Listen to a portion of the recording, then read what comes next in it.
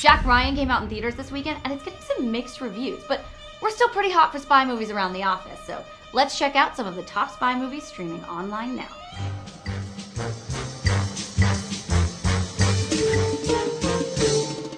Netflix Instant has The Conversation.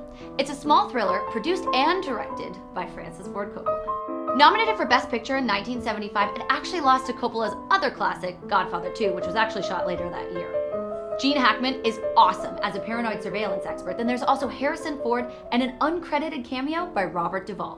While this isn't an action-packed film, you should definitely check it out because it's really relevant with all the NSA drama happening right now. 3 Days of the Condor was nominated for Best Picture in 1976. Robert Redford plays a reader for the CIA who goes to lunch and comes back to find out that all of his coworkers have been murdered. Now he's got to avoid being killed himself as he tries to put all the pieces together. Robert Redford is awesome, as usual. This movie has been described as Neo-Hitchcock. It's streaming on Amazon Prime. Make sure you watch this one.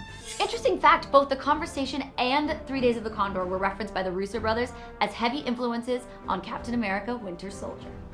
Mission Impossible: Ghost Protocol is streaming on Netflix Instant. It's always like right there at the top. You'll find it.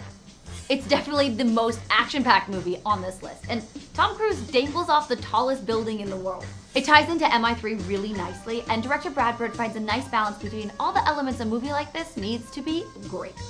If you exclude the second one, this is a series that has only improved on the tomato meter. Arguably the most finely crafted spy movie of all time, which was also snubbed by the Oscars, is the original Austin Powers. It's streaming on Amazon Prime. It's easy to forget how awesome the first movie was when the sequels just rehash old jokes over and over again, totally ruining them. At the very minimum, it's an awesome dose of nostalgia, but it might actually be long enough that you've forgotten some of the jokes. And after all the suspense and paranoia on the rest of this list, I bet you could use a laugh. That's all for us on What to Watch this week. Let us know in the comments below which of these movies you've seen, what you're streaming online, and what we should feature next week. See you guys later.